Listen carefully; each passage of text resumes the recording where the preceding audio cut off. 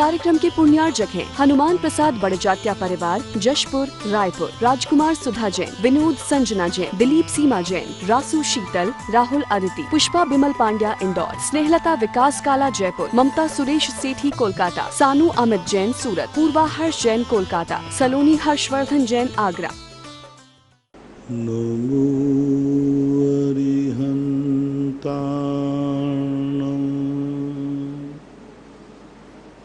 नमो सिद्धाणं नमो आयर्याणं नमो वज्रायाणं नमो सर्वसाहुर्णं।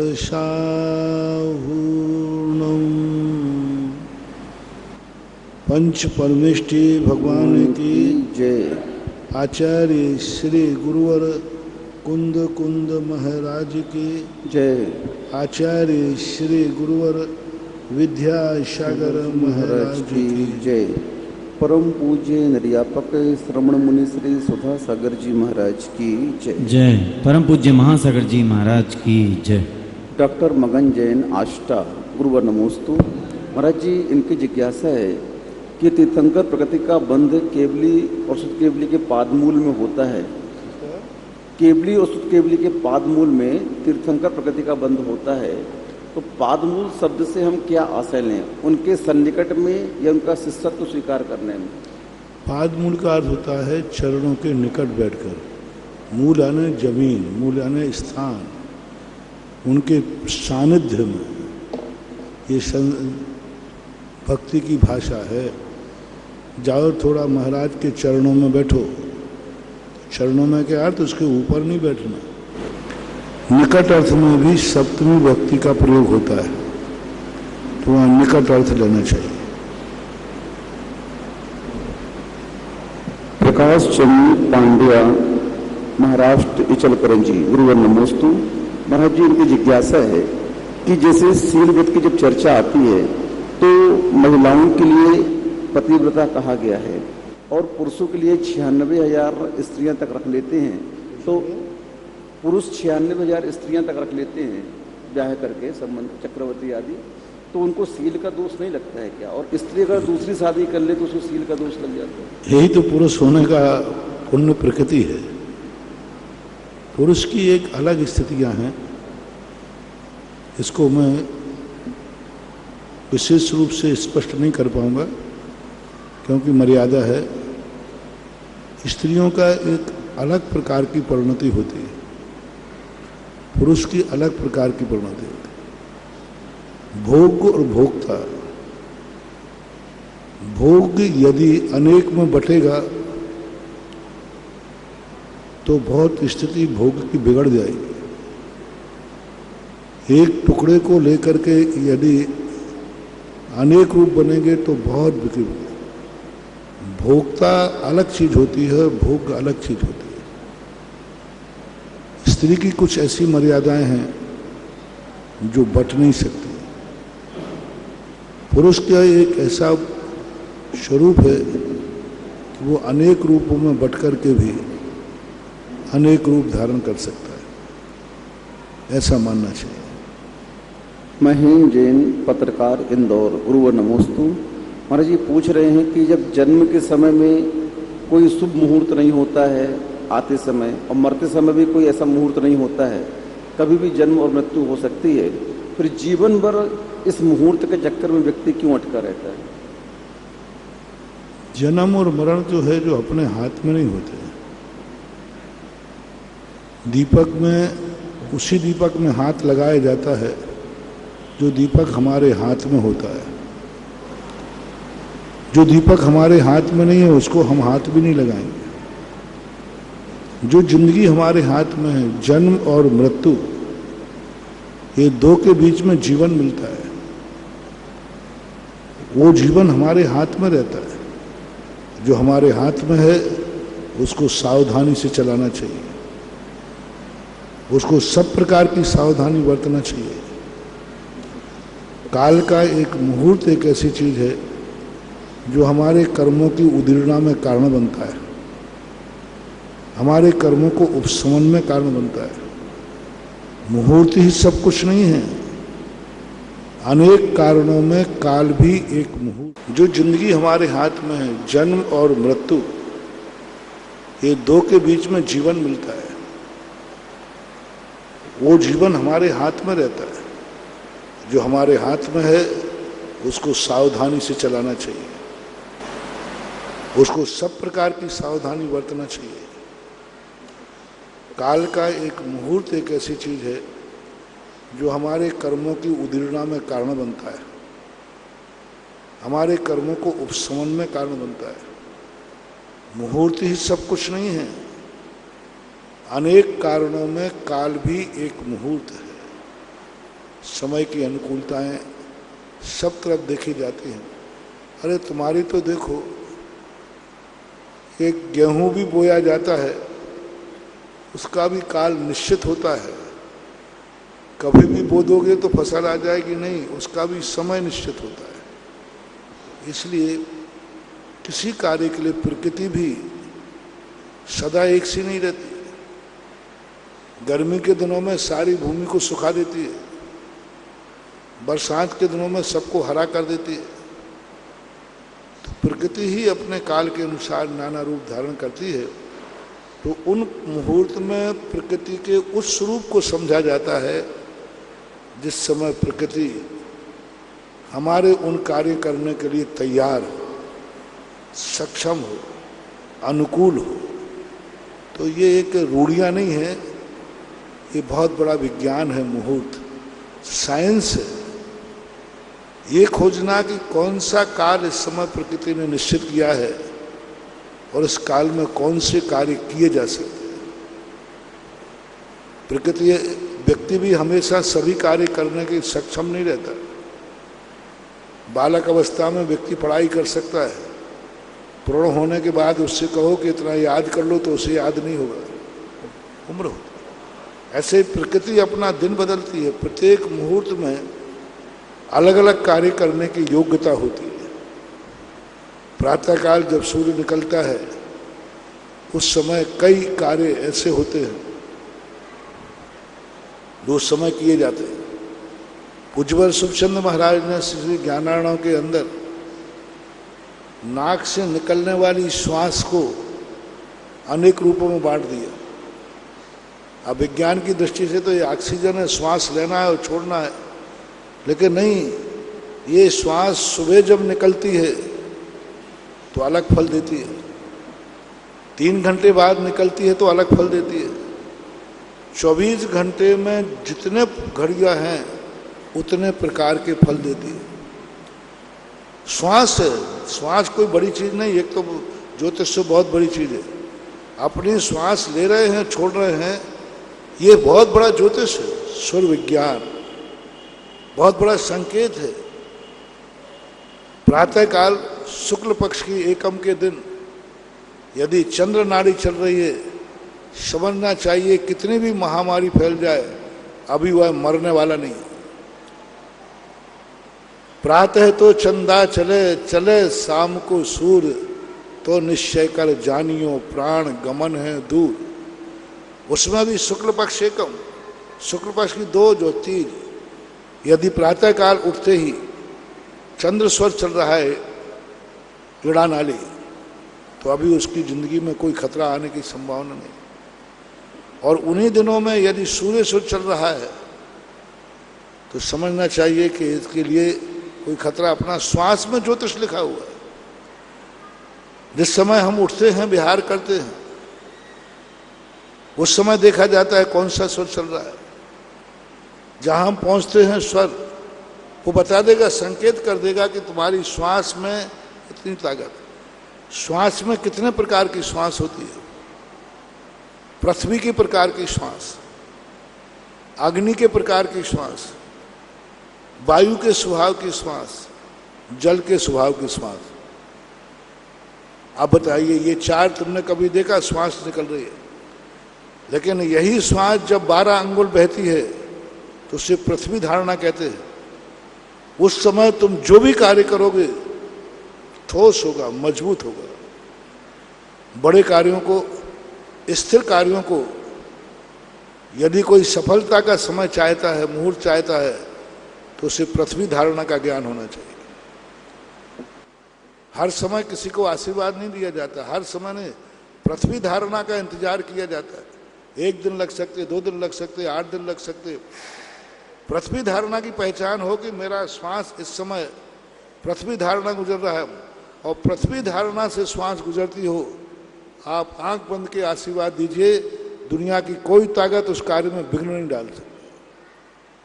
श्वास से वायु के आकार की निकलती है,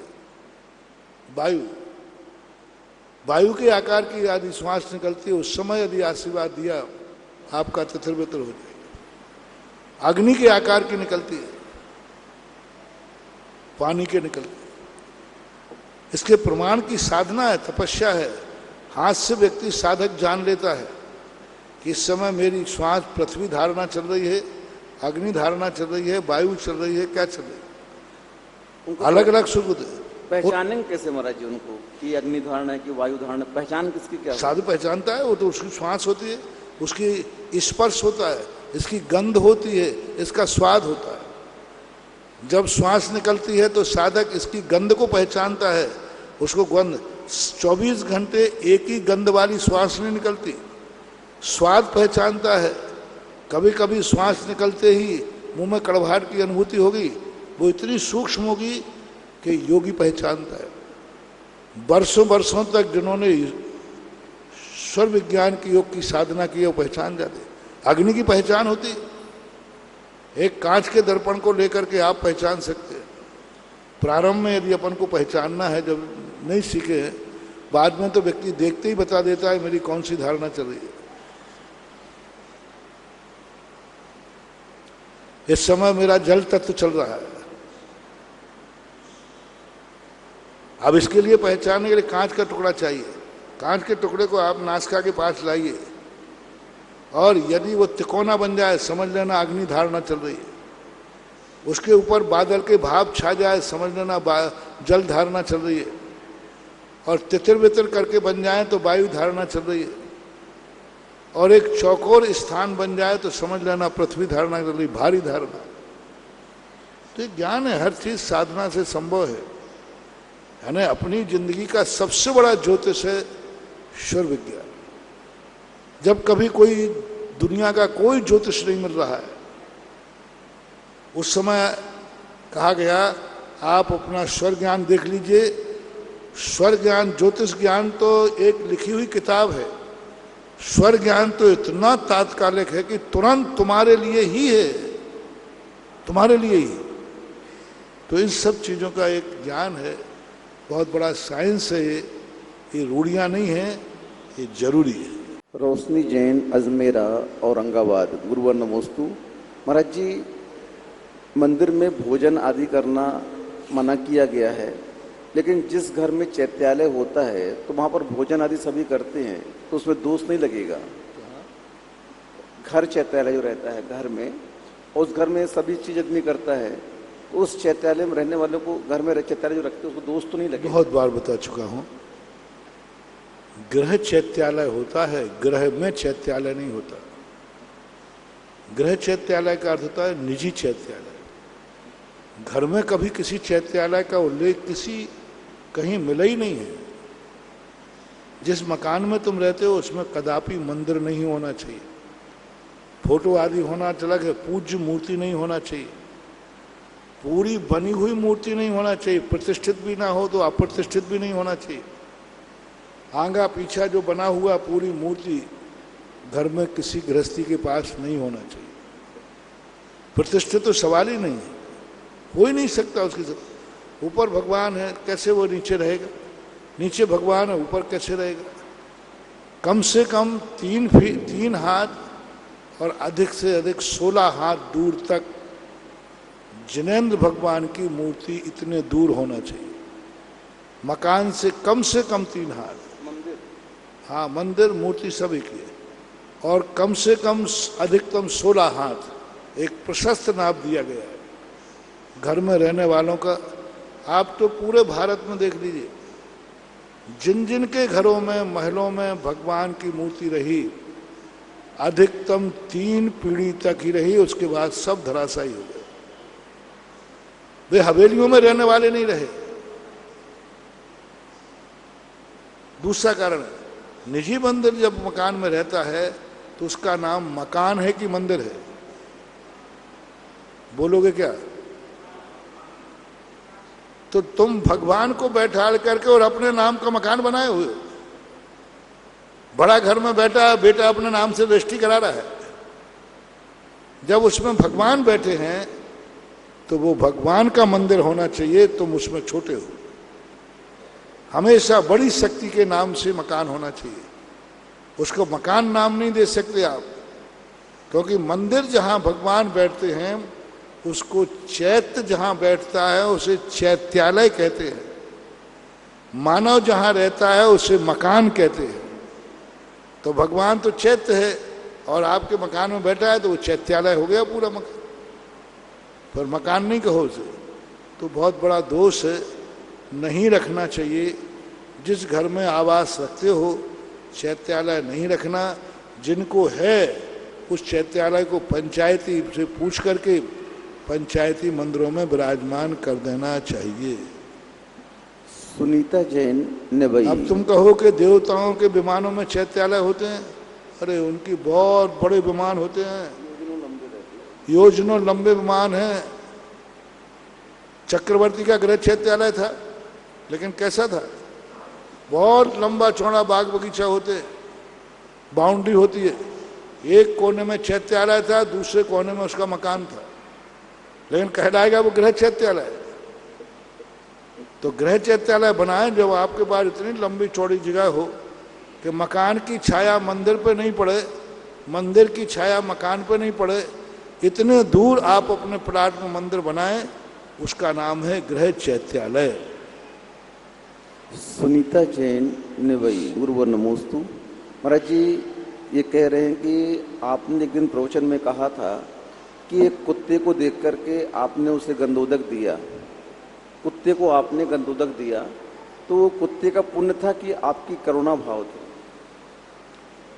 उसका भी पुण्य होगा, तभी तो आज ही प्रातः काल प्रवचन दिया ना हमने कि दुनिया तुम्हारा सहयोग करेगी जब तुम्हारा पुण्य होगा,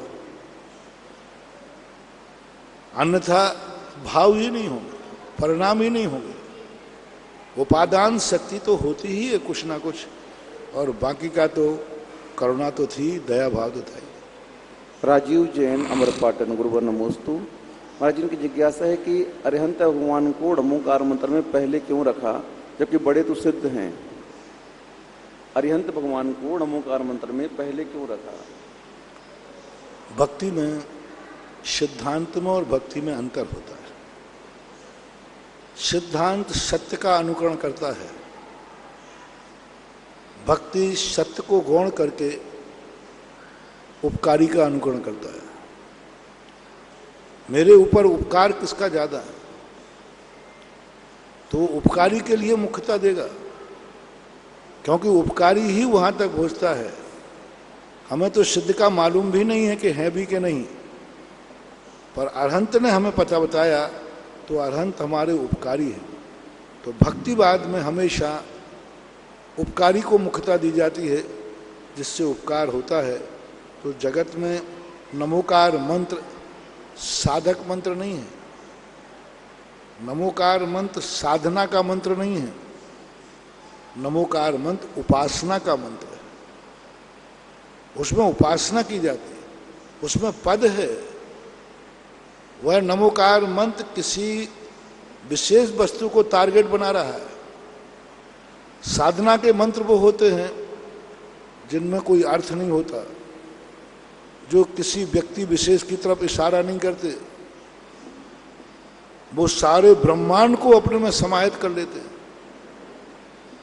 उनका कोई अर्थ नहीं है, वो किसी का भी संकेत नहीं करेंगे। वो तो बस एक ऐसी महासत्ता होती है कि संपूर्ण ब्रह्मांड उसमें समा जाता है। इसलिए शुक्र ध्यान के समय बीजाक्षरों का सहारा लिया जाता है, नमोकार मंत्र का नहीं। छठे गुण स्थान तक ही नमोकार मंत्र है। छठे गुण स्थान से ऊपर व्यक्ति बीजाक्षरों में चला जाता है, नमोकार मंत्र गौण कर देता है। तो ये उपासना मंत्र कहलाता है। उपासना मंत्र में उपकारी का महत्व होता है, पद का नहीं। अजित जैन, एडवोकेट, मांगरोल, गुरुवर नमोस्तु। महाराज जी, इनकी जिज्ञासा है कि भद्र मिथ्या दृष्टि कौन होते हैं और इनका परिणाम क्या होता है? भद्र मिथ्या दृष्टि का अर्थ उनकी कसाई की मंदता होती है, सरल परिणामी होते हैं। मिथ्या दृष्टि का अर्थ इतने ही कि वे सत्य को नहीं पहचान पा रहे हैं, लेकिन उनके परिणामों में बड़ी निर्मलता होती, सादगी होती, अल्प आरंभ परिग्रही होते। कसाई की मंदता का नाम ही भद्र मिथ्या दृष्टि है। इनकी गति क्या होगी महाराज जी? भद्र मिथ्या दृष्टि की गति क्या होगी? गति क्या होगी इनकी? वो तो भद्र मिथ्या दृष्टि की देवगति होगी। भद्री शब्द बता रहा है, मनुष्य गति होगी। देवायु बंद होगा इनको। दो ही गति हैं भद्र वालों की, देव और या मनुष्य। त्रियंच नरक गति भद्र मिथ्या दृष्टियों की नहीं होती है। श्रीमती अंशु जैन, यूएसए, गुरुवर नमोस्तु। महाराज जी, इनकी जिज्ञासा है कि इस पंचम काल में सम्यक्त्वी महाराज को आहार देने से क्या फल मिलता है? जो महाराज सम्यक दर्शन से युक्त हैं उन्हें आहार देने से क्या फल मिलता है, और जो मिथ्या दृष्टि है उन्हें आहार देने से क्या फल मिलता है? पहले आप आइडेंटिटी कार्ड लाइए कि कौन सम्यक दृष्टि कौन मिथ्या दृष्टि है। इस चक्कर में जो पड़े हैं वे इतने दूर चले गए कि धर्म से भी दूर हो गए। सम्यक दर्शन मिथ्या दर्शन हमारे ज्ञान का विषय नहीं। चरणानुयोग के अनुसार हमें देखना चाहिए कि सच्चे देव शायद गुरु का आराधक है और अपने आप में चर्या को पाल रहा है, तो उसको सम्यक दृष्टि मान लेना चाहिए। क्योंकि कभी भी आज तक, चौथे काल में भी नहीं, कितने आचार्य अभव्य हैं, उनके द्वारा दीक्षित मुनि मोक्ष प्राप्त चले जाते हैं और गुरु अभव्य रह जाते हैं। गुरु अभव्य हैं, मिथ्या दृष्टि हैं, और उनके दीक्षित भावलिंगी मुनि मोक्ष को प्राप्त कर लेते हैं। तो उससे कोई फर्क नहीं पड़ने वाला भावलिंगी है या द्रव्यलिंगी है। आपको तो ये देखना है कि हमारे लिए कौन सा मार्ग दिखा रहे हैं। हमारा मार्ग जो दिखाने वाला मार्ग है, हमें सच्चा मार्ग बताया है, बस इतना ही। क्योंकि ये हमारे ज्ञान का विषय नहीं। या तो अवध ज्ञानी बता सकते हैं कर्म प्रकृति को लेकर, या केवल ज्ञानी बता सकते हैं। मति शुद्ध ज्ञान में भाव लिंगत तो नहीं आता है। शिवरार्थी इंजीनियर राकेश जैन, वसुंधरा नगर, दमोह, गुरुवर नमोस्तु। महाराज जी पूछ रहे हैं कि पूजन की थाली लगाई, पूजन द्रव्य करने के लिए लगाई हमने थाली, तो उसमें जीव या बाल निकल जाए तो हमें उस द्रव्य का क्या करना चाहिए? पूजन कर लेनी चाहिए कि उस द्रव्य को अलग कर देना चाहिए? किसको? पूजन के द्रव्य को। उसमें जीव आ गया या बाल आ गया, उससे पूजन करनी चाहिए कि नहीं करनी चाहिए? पहली बात, आया क्यों? गलती तो यही है। यहाँ मैं इस संबंध में कैसे बोलूं? पहला तो दोष के भागीदार आप ये हो कि आया क्यों, शोध के बनाना चाहिए, शोध के करना चाहिए। अब यदि संगे त्रसजीव मरा है तो मांसाहार का दोष तो हो ही गया। अब उसके संबंध में पुनः उसको धोना चाहिए, पुनः जाकर के कार्य करना चाहिए। करना तो व्यवस्था तो यही होना चाहिए, क्योंकि मरा हुआ जीव है तो मांस का दोष तो आ ही गया उसमें। श्रीमती नमिता जैन, कोटा, गुरुवर नमोस्तु। महाराज जी, इनकी जिज्ञासा है कि कोई व्यक्ति उपवास करके तप कर रहा है और एक व्यक्ति अपने परिणामों को कसाई से बचा रहा है, तो दोनों में निर्जरा किसमें ज़्यादा मानी जाएगी? अपने परिणामों को कसाइयों से बचा रहा है, राग द्वेष से, और दूसरा उपवास करके तप कर रहा है। कौन किसमें शक्ति छुपा रहा है? एक व्यक्ति बदमाश है, उपवास, अपन तो कसाय शांत रखते, अपन तो 3 बार खाते। कई लोग कसायों की शांति के बहाने बड़े प्रमादी होते। भाई देखो भाई, अपन तो खाना पीने में तो कोई रात में भी खाएं दिन में खाएं, लेकिन अपन राग कसाय भाव नहीं करते, क्षमता भाव रखते। ये बहुत बड़ी भूल है। कसाय जिनकी शांत हैं वो उपवास किए बिना रहेगा ही नहीं, यदि उसकी शक्ति है तो। ये बहुत बड़ा बहाना है, उपवास तो हम नहीं करेंगे लेकिन कसाय शांत करेंगे। किसने कहा कि तुम्हारी कसाय शांत है? उपवास नहीं करना ये भी एक कसाय है, ये भी एक कसाय। शक्ति नहीं होना अलग चीज है और नहीं करना, बल्कि महानुभाव शक्ति होते हुए नहीं करना मिथ्यात्व का दोष आ सकता है, बहुत बड़ा दोष आ सकता है। शक्ति नहीं है फिर मत करो, कोई जरूरत नहीं है, लेकिन एवज में कि हम उपवास के स्थान पर कसाएं कम करें, ये सब बहानेबाजी है। मानलाल सेठी साहेबपुरा, गुरुवर नमोस्तु। महाराज जी, इनकी जिज्ञासा है कि जब हम भगवान को छत्र चढ़ाते हैं तो छत्र चढ़ाते समय आतप निवारण छत्रम स्थापयामी ये कह सकते हैं क्या? पूज्यवर मांगनंदी महाराज ने छत्र का नाम ही आतप निवारक कहा। भृंगार चामर सुदर्पण पीठ कुंभ ताल ध्वजा तप निवारक भूषिता। आतप निवारक इसका नाम ही दिया गया, छत्र का ही नाम है, तो आतप निवारक छत्र बोल सकते, कोई बाधा नहीं, विशेषण है। श्रीमती चंदा जैन आष्टा, गुरुवर नमोस्तु। महाराज जी ये पूछ रहे हैं कि संवेग और निर्वेग जो शब्द आया है, संवेग और निर्वेग जो शब्द आया है, इसका अर्थ क्या है? संवेग का अर्थ है भयभीत रहना, कसायों से, पापों से भयभीत रहना। निर्वेद का अर्थ है शांत रहना। एक व्यक्ति कह रहा भाई वहां, भाई मैं नहीं जाता, झगड़े से मैं बहुत डरता हूं, झगड़े से मैं बहुत डर रहा हूं, वो भयभीत है झगड़े से, ये संवेग कहलाता है। समीचीन वेग और निर्वेद कहलाता है शांत, एकदम शांत, अपने आप में तटस्थ था, वो भयभीत नहीं होता, ऐसा मानना चाहिए। आदित्य जैन भोपाल, गुरुवर नमोस्तु। महाराज जी इनकी जिज्ञासा है कि बड़े बड़े लोग सोने चांदी के द्रव्य से पूजन करते हैं और उस द्रव्य पर अधिकार किसका होना चाहिए?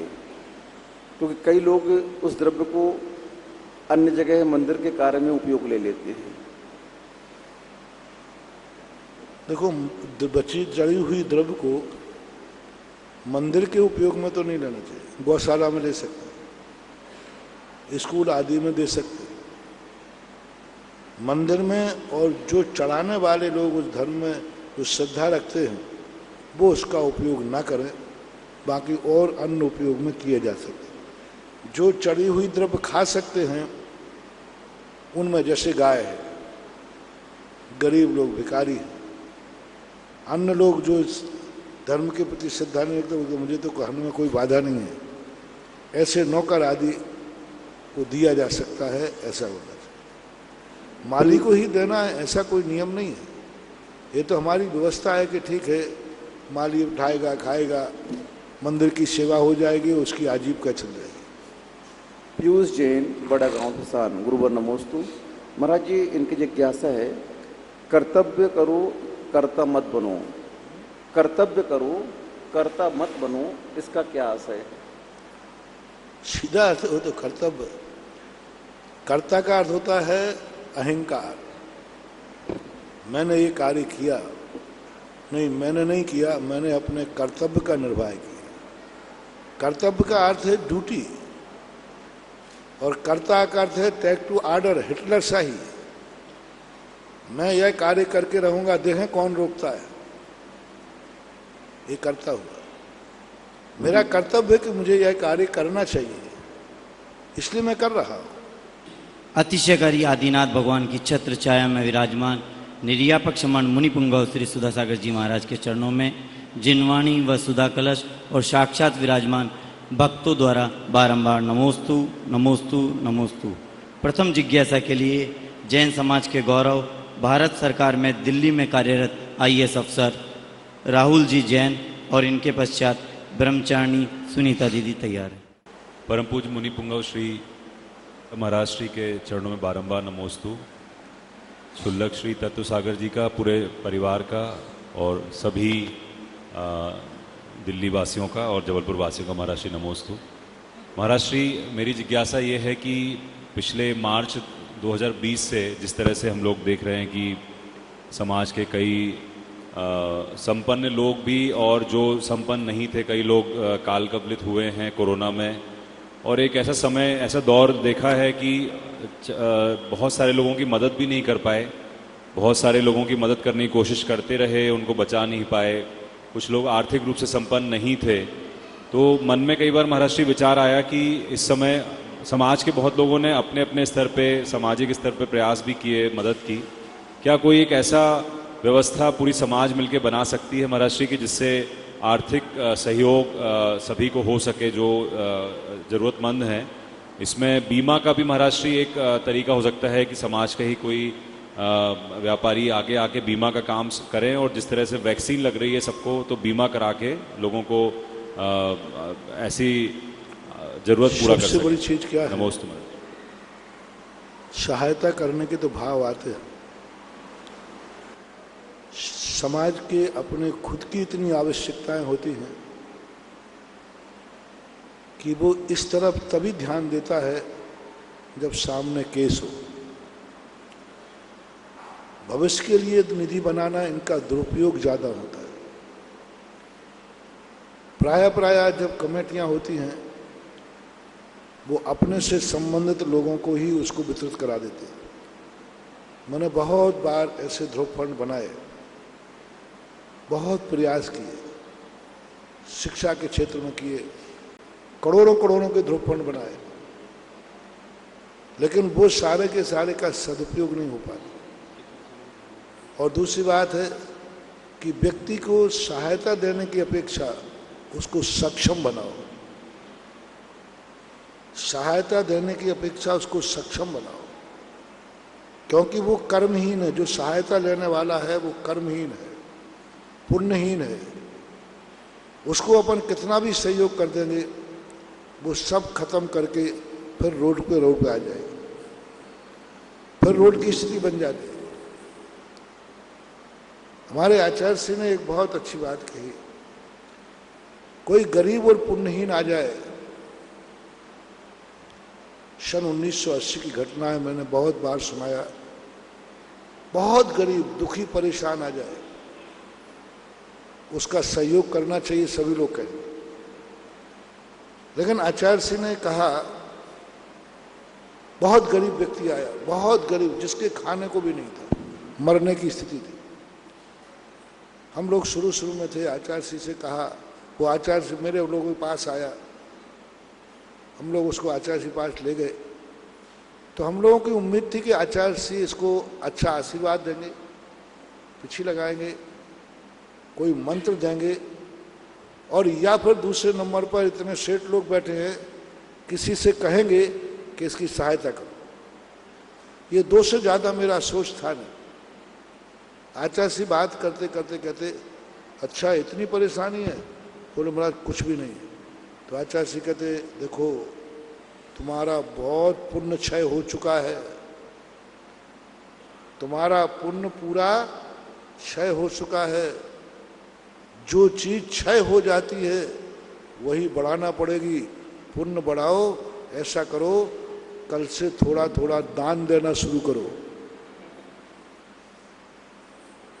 समझना बात को।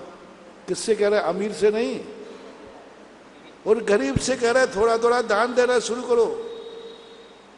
हम लोगों को ऐसा उतना बुरा लगा। मैंने कहा ये कोई साधु की पहचान है? साधु का हृदय नवनीत समाना, कोमल हृदय। दोपहर में 1:30 बजे से क्लास लगती थी।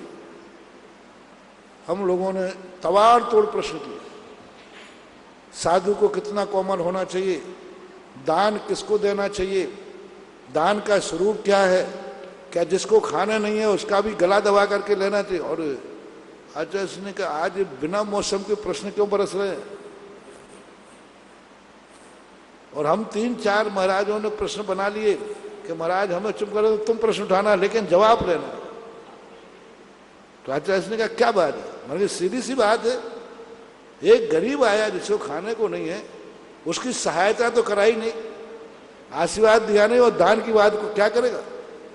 और वो पट्टा इतने गुस्सा आई उस पर हम लोगों को। मैंने कहा मूर्ख ये नहीं बोल पा रहा कि महाराज मैं कहां से दान दूंगा। हम लोग इशारा कर रहे हैं मूर्ख बोल दे, यही बोल दे कि मेरे पास तो कुछ है ही नहीं, लेकिन वो तो जी क्या गया, मैंने कहा मरे गए। आचार्य सिंह का अच्छा आशीर्वाद पे बड़ा अहंकार है तुम्हें। यदि मेरे आशीर्वाद से सारे लोग अमीर होते हैं तो मैं मंदिर छोड़कर सारे गरीबों को पीछे लगाते जाने को तैयार हूं। यदि किसी की सहायता करने से इनकी जिंदगी बदलती है, इनका पाप पुण्य में बदल जाए, तो मैं सारे जगत से सहायता की करूंगा। इसका पुण्य क्षय है, पुण्य बढ़ाओ। और गृहस्थी का पुण्य दान पूजा से बढ़ता है। अब आचार्य ने कह दिया, अपन चुपचाप हो गए। मैंने कहा तो सब कहने की बात है। मुश्किल से 3-4 महीने हुए, हम लोग सागर से बिहार करके मुक्तागिरी की तरफ जा रहे थे। वो परिवार आया तो हम लोगों ने, अब वो इस बार हम लोगों के पास नहीं है, अब तो उसकी डायरेक्ट पहुंच हो गई ना। हम लोग सोचना कि भाई हम लोगों के पास आएगा, वो हम लोग सामने से निकल गया, हम लोगों की तरफ देखा ही नहीं उसने। मैंने कि भैया इसने तो डायरेक्ट पहुंच कर ली। फिर आचार्य तब विश्वास हुआ हमें कि सहायता देने से नहीं, उनको सक्षम बनाओ, उनको रोजगार दो। गरीबों को जितने बार देखो सरकार ने गरीबों को कितने बार आवाज देते हैं, वो सब बेच के बराबर कर देते। पुण्यहीन को जितना सहयोग दोगे उसकी सुख समृद्धि नहीं बढ़ेगी, उसको सक्षम बनाओ। उसको ऐसा सहयोग दो कि जिससे उसकी पुण्य की वृद्धि हो। उसको नौकरी दो, उसको व्यापार दो, उसको आजीविका दो। सहयोग दिया जाता है सीमित समय के लिए। मान कोरोना का समय आ गया, अब कोरोना के समय महीने 2 महीने की बात है, लॉकडाउन चल रहा है, इसमें सहयोग दे सकते हो। आपातकाल स्थिति में सहयोग देना चाहिए। सामान्य स्थिति में पुण्यहीन को सक्षम बनाना चाहिए। अब सक्षम बनाने के क्या तरीके होते हैं? बहुत सारे तरीके होते हैं। कोरोना काल में हम गर्व के साथ कह सकते हैं कि हमारा भारत देश बहुत है।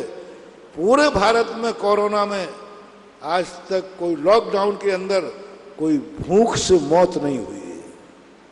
उसका कारण क्या? हर गांव वाले ने रोटी पड़ोसी से पूछ करके खाई है। और मैंने तो इस मंच से घोषणा की थी कि जब तक लॉकडाउन है किसी से भूखा सोने की जरूरत नहीं है। जब तक मैं इस मंच पर बैठा हूं, भारत का कोई व्यक्ति भूखा नहीं सोए। लॉकडाउन के समय खुली खोलने रहना थी, कोई भी भारत का व्यक्ति लॉकडाउन में भूखा नहीं सोएगा। जो भूखा है वो तुरंत यहां तक समाचार भेजे, उसको यहां आने की जरूरत नहीं है। शाम को भली भूखा सो जाए, सूर्य उदय होते ही उसके घर में टिफिन पहुंचेगा, ये मैं वायदा करता हूं।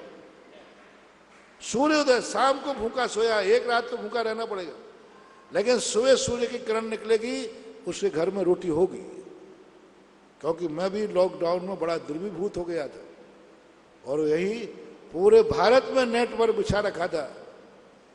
हर भारत के अंदर हर गांव में शो कर दिया, आप अपने गांव की निगरानी करो और अपने गांव के अंदर, और वहीं गांव वालों को तैयार कर दिया था कि यदि किसी के यहाँ रोटी नहीं है, तुम सुबह बना करके रोटी लेकर उसके घर जाओगे, उसको अपने दरवाजे नहीं बुलाओगे, तुम देने उसके घर के जाओगे। और हुआ एक हजारों पैकेट लोगों ने जाकर ऐसे दिए कि उनको ये नहीं लगे कि मुझे दूसरों की सहायता लेना पड़े। स्वाभिमान की रक्षा करते। जिनांशी जी जैन दिल्ली और इनके पश्चात ब्रह्मचारिणी सुनीता जी। नमस्ते महर्षि, मेरा प्रश्न है कि जैसे हम कोई भी जीव को नमोकार मंत्र सुनाते हैं तो उसे नमोकार मंत्र सुनाने से क्या होता है? नमोकार मंत्र सुनाने से क्या होता है? नमोकार मंत्र सुनाने से व्यक्ति के अंदर बहुत अच्छे परिणाम होते हैं। उनमें भगवानों का नाम होता है। भगवान का नाम जैसे ही कानों में पड़ता है तैसे उसकी दुख दूर हो जाते हैं, परेशानियां दूर हो जाती हैं और उसके अच्छे दिन आ जाते हैं, अच्छे कार्य होने लग जाते हैं। नमोकार मंत्र के पढ़ोगे तो बहुत जल्दी याद हो जाता है। नमोकार मंत्र पढ़ के सोओगे तो रात में डर नहीं लगेगा। नमोकार मंत्र पढ़ के उठोगे तो कोई तुम्हारे लिए कभी कोई परेशानी नहीं आएगी। इसलिए अब बच्चों की भाषा तो यही होगी, और क्या कहें। ब्रह्मचारिणी सुनीता दीदी, उनके पश्चात नयन जैन साड़ोरा तैयार। निर्यापक मुनि श्री सुधा सागर महाराज जी के चरणों में त्रकाल कोटि सा नमोस्तु। महाराज श्री जी, एक और पुण्य कर्म के लिए परंपरा से मोक्ष का कारण कहा है। तीर्थंकर एक और पुण्य कर्म के लिए परंपरा से मोक्ष का कारण कहा है, और तीर्थंकर प्रकृति भी साक्षात मोक्ष का कारण है। लेकिन आचार्य कुंद महाराज ने पुण्य प्रकृति के लिए कहा है कि वह भी जीव को संसार में रोक कर रखती है, अर्थात उसको सुशील कैसे कहें महाराज जी? भुजवर कुंद स्वामी ने दोनों बातें कही। एक और पुण्य फला अर्हंता कहा और एक और कहा किम होदि सुशीलम, पुण्य कैसे अच्छा हो सकता है जो संसार का कारण है। ये दो बातें एक आचार्य कह रहा है और वो भी कुंद जैसे महान आचार्य कह रहे हैं, तो विचारणी बात है। इन गाथाओं को गौर से पढ़ो। एक शब्द में सारा रहस्य छुपा हुआ है, सारा रहस्य छुपा हुआ है। कौन सा पुण्य जो है वो पाप के समान है। जन संसारम पवेसेदी किम होदि सुशीलम जन संसारम पवेदेदी। ऐसा पुण्य किस काम का जो संसार में प्रवेश कराए, यानी संसार की वस्तुओं को पाने के लिए जो पुण्य करते हैं उस पुण्य की निंदा की। लेकिन जो पुण्य करते नहीं है, पुण्य बंधता है, पुण्य के लिए नहीं करते। पुण्य उनको बनता है पुरस्कार में। एक व्यक्ति पुरस्कार के लिए मेहनत करता है और एक मेहनत करता है तो पुरस्कार मिलता है, दोनों में कितना अंतर है? एक पुरस्कार के लिए ही पढ़ रहा है, मेहनत कर रहा है, हम पुरस्कार चाहिए, और एक मेहनत कर रहा है सो पुरस्कार मिलता है। जो व्रत नियम पाल रहे हैं उनको जो पुण्यबंध होता है वो अरहंत पद को देने वाला होता है, परंपरा से मोक्ष का कारण होता है। और जो पुण्य के लिए ही व्रत नियम करते हैं, वदनी माणि धरंतः शीलाणि तहा तवम चकुब्बंता परमठ बाहे राजे ते अन्नानी पुण्य मिच्छन्ति। व्रत नियम आदि किसके लिए बने हो मुनि बने? स्वर्गों के लिए, पुण्य के लिए। तो जो पुण्य के लिए ही धर्म करते हैं उनकी निंदा की है, लेकिन जो धर्म करते हैं और उनको जो पुण्यबंध होता है उसकी प्रशंसा की है। पुण्य दो प्रकार का है, एक पापानुबंधी और एक पुण्यानुबंधी। पुण्यानुबंधी पुण्य से अरहंत पद मिलता है, परंपरा से मोक्ष मिलता है, और पापानुबंधी पुण्य जो है पाप के समान ही बंध का कारण होता है, ऐसा मानना चाहिए। नयन जैन साडोरा और इनके पश्चात ब्रह्मचारिणी सोनाली दीदी पिपरई। कितनी सुंदर काया है या देवोकृत माया है, अथवा अंबर से अवनी पर कोई चांद उतर कर आया है। नित्य नए नए प्रवचन से आनंद रिया लहराया है। जन जन के मुंह पर बस एक नाम मुनि सुधा सागर जी छाया है। पूज्य मुनि श्री के श्री चरणों में मेरी ओर से, मेरे परिवार की ओर से, सकल दिगंबर जैन समाज साडोरा की ओर से बारंबार नमोस्तु नमोस्तु नमोस्तु। महाराज श्री, आज हमने बड़े बाबा के श्री चरणों में श्री भक्तांबर जी विधान किया और उस विधान में बहुत ही आनंद की अनुभूति हुई। पूरे परिवार ने एक साथ मिलकर विधान किया। नाना जी की साइड से आज हमने विधान किया और हमारे भी भाव हुए, तो हमने भी अपना नाम वर्ष में एक बार श्री भक्तांबर जी विधान करने में लिखा दिया है। तो क्या ये भगवान का ही अतिशय है कि 1 बजे तक हम लोग विधान करते रहे और किसी को भी भूख प्यास आदि कोई भी चिंताएं नहीं हुई, सब बड़े आनंद से विधान करते रहे? भगवान का अतिशय तो इसलिए नहीं कह सकते क्यों कितने लोग उन्हीं भगवान के दर्शन करके विधान तो छोड़ो, पूजा भी नहीं करते। पूजा तो छोड़ो, बिना अभिषेक के ही चले जाते हैं। अतिशय है भक्ति का, अतिशय है जौहरी का। जो भगवान को पहचान लेता है उसकी भक्ति साक्षात प्रबल हो जाती है।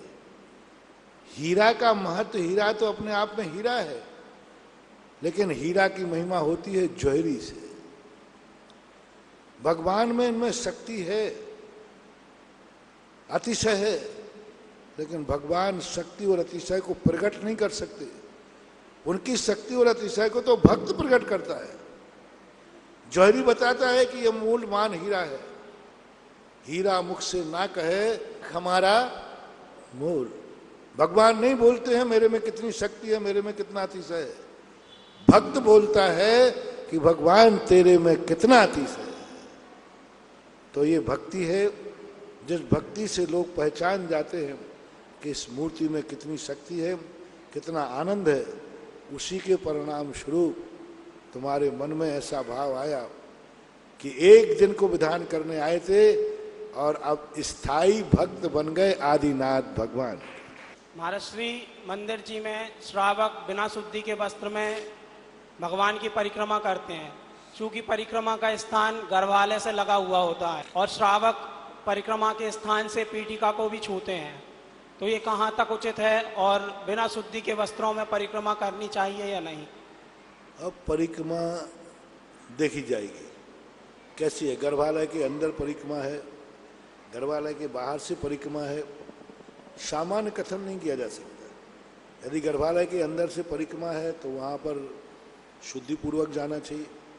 गर्भालय के बाहर से परिक्रमा है, सामान्य परिक्रमा मानी जाती है। तो परिक्रमा को देख करके व्यवस्था बनाना चाहिए। ब्रह्मचारिणी सोनाली दीदी पिपराई और इनके पश्चात इंजीनियर पंकज पाटनी कोटा। परम पूज्य अनंत उपकारी निर्यापक श्रवण मुनि श्री जी के चरणों में कोटिशः नमोस्तु। महाराज श्री जी, यद्यपि आत्मा का कोई भी वेद लिंग संस्थान आकार नहीं होता, फिर ऐसा क्या अभिप्राय रहा कि आचार्य भगवंत ने मायाचारो वित्थीणम ये पद डाला? कृपया हम सभी जिज्ञासुओं का समाधान करें। नमस्ते। मध्याह्न में दोपहर में पूज्यवर कुंदकुंद स्वामी ने प्रवचन सार में ज्ञानाधिकार के अंदर ये गाथा दी करके बहुत बड़ा स्त्री जाति पर उपकार किया है। लोग वहाँ मायाचारी का अर्थ बोलते हैं छल कपट की मूर्ति है, ऐसा नहीं है। वहाँ स्वभाव के अर्थ में मायाचारी लिया। जब स्वभाव आ जाता है तो नारी जाति मायाचारी से जिस दिन रहित हो जाएगी उस दिन नारी जाति मिट जाएगी। माँ बच्चे को दूध में पानी मिलाना बंद कर देगी, निपुती हो जाएगी। माँ बेटे से झूठ बोलना बंद कर देगी, निपुती हो जाएगी। जिस दिन नारी मायाचारी छोड़ देगी उस दिन नारी लुट जाएगी, निर्लज्ज हो जाएगी। नारी की शोभा मायाचारी है, जिसका दूसरा नाम है लज्जा। यदि नारी में लज्जा नहीं है, आरिका भी क्यों ना हो, वो नारी हो ही नहीं सकती। जा बिना न बट्टदी नारी, पूज्यवर कुंदकुंद भगवान कहते। जिसमें मायाचारी का अंश नहीं है वो अपने नारी जगत को कभी सुरक्षित नहीं कर सकती। इसलिए वहां ये कहा गया कि हुई मायाचारी नहीं, प्रकट मायाचारी नहीं, दूसरे को फंसाने की मायाचारी नहीं, दूसरे को षड्यंत्र में डालने वाली मायाचारी नहीं, अपने जीवन की रक्षा करने की जो मायाचारी उसके अंदर स्वभाव से गॉड गिफ्ट में मिली है, उस मायाचारी की चर्चा है। गॉड गिफ्ट है।